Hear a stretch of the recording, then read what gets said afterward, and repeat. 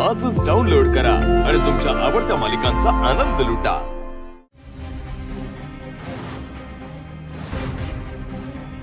काय ग दिव्या, हे सगळं घेऊन कुठे चालली आहेस तू? आता हे नवीन नाटक काय तुझे? आजी तू अगदी बरोबर म्हणालीस। पप्पांचं नाव लावायची सुद्धा लायकी नाहीये माझी। अगं दिव्या काय बोलतेस तू? थांब बाई, मला बोलू दे। माझ्या आयुष्यात सगळं मिळालं होतं मला। तुझ्यासारखी धाडसी आजी, तुझ्यासारखी गोड आई, शिवासारखी समजूतदार लहान बहीण। तुम्ही इतकं चांगलं स्थळ शोधून आणलं होतं माझ्यासाठी, आणि मी काय केलं? पळून गेले। मी चंदन सोबत गेले। ही एकमेव गोष्ट मी अशी केली जी मी चुकीची नाही केली असं मला वाटतं। कारण चंदन व्यक्ती खूप चांगला आहे, पण त्याच्यासोबत जाण्याचं कारण माझं चुकीचंच होतं। त्याच्या खोट्या आभासी जगाला भोवले मी। त्यांनी ते नाटक संपवलं आणि मी त्याला सोडून दिलं।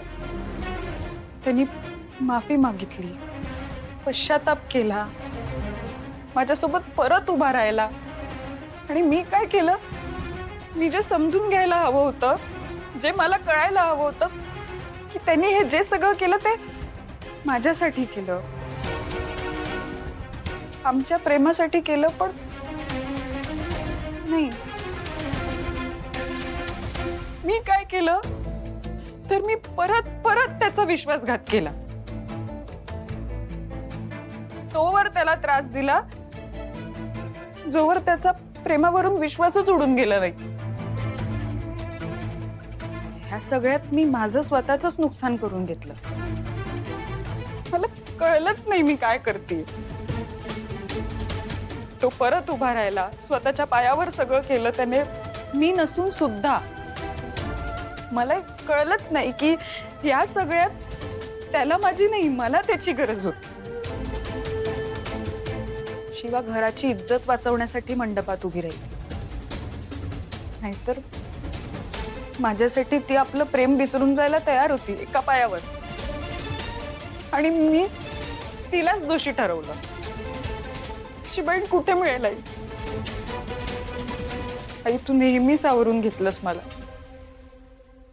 तुझे दागिने, घरातले पैसे, काय काय नाही केलंस माझ्यासाठी।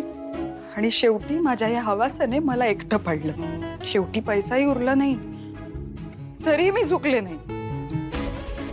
कचरा असलेलं अन्न खाल्लं, पण माफी मागितली नाही। खरंच खूप नीच आणि निर्लज्ज झाले होते मी आई।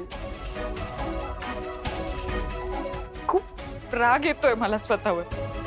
अजय तू काल बोललीस ना मला, अगदी बरोबर बोलली। मी खूप रडले, खूप विचार केला, पण मला जाणवलं देव शिक्षा देतोय आपल्याला। इतकं सुंदर आयुष्याचं वाटोळं केलं ना आपण, म्हणून शिक्षा देतोय। पण ही शिक्षा मी एकटीच भोगणार। तुम्ही सुखी आहात ना माझ्याशिवाय? मला तुमच्या आयुष्यात अडचण व्हायचं नाहीये। मी कुठेतरी लांब जाईन, चांगल्या मनाने सुरुवात करेन। प्रायश्चित्त करण्यासारखी चूक केलेली नाहीये मी, पण प्रयत्न करेन। इथे थांबून तुम्हाला त्रास देणार नाही अजून। हे बघ दिव्या, तुला तुझी चूक समजली ना? प्लीज, तू आता काही बोललीस तर मला निघता येणार नाही। आईचं ऐकणार नाहीस तू? काय म्हणालीस? मी इतकं वाईट वागून सुद्धा तू इतकं प्रेमाने बोलतेस माझ्याशी? मला काय वाटतं सांगू का? तुला ना माझ्या ऐवजी कोणीतरी दुसरी मुलगी असायला हवी, शिवासारखीच, जिने तुझं नाव काढलं असतं, पप्पांचं नाव काढलं असतं, माझ्यासारखा त्रास दिला नसता। असं काही नाहीये ग। असंच आहे आई। मी जे केलंय ना, खरं तर त्याचं प्रायश्चित्तही करता येणार नाही। थांब डुचके।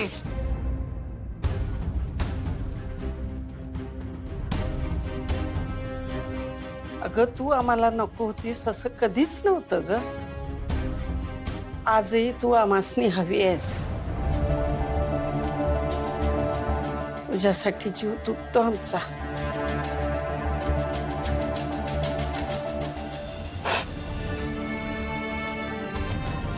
रडणं थांबिवा दे. मला माफ कर बाई.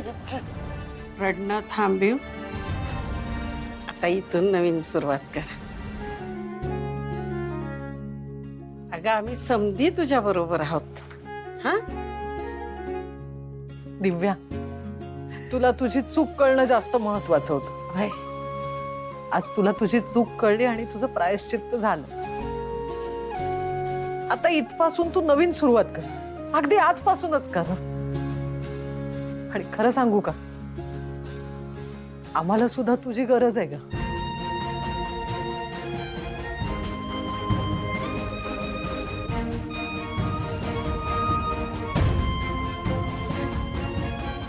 टुचके आधीच ऐकणार नाहीस होय का? टुचके हा?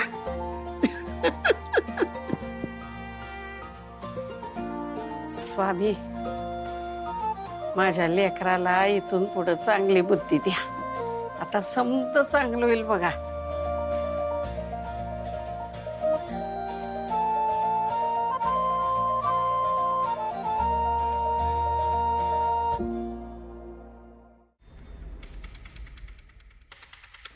यार हा ड्रायव्हर काय पैसे घेतल्याशिवाय गप्प बसणार नाहीये.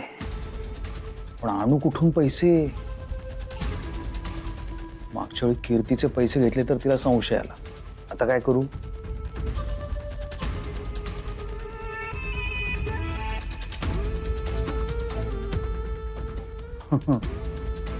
कीर्ती, तुझा ड्रायव्हर आहे ना पैशांचा, तो काय कामाचा आहे?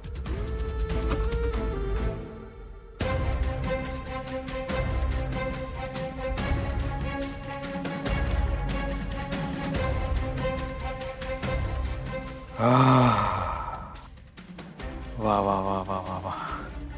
कीर्ती, तुझ्या घरचे तुला कितीही काहीही बोलू देत, पण त्यांचं तुझ्यावर खूप प्रेम आहे. त्यांना तुझी खूप काळजी आहे, हे दिसतच आहे. वा. अरे पण थोडी काळजी जावयाची पण करा. त्याने तुमचं काय बिघडवलंय? जाऊ दे, बोलण्यात वेळ नको घालवायला. चला, काम झालं. एक मिनिट कीर्ती, थोडं सुख तुझ्या नवऱ्यालाही मिळू दे. हा हा की?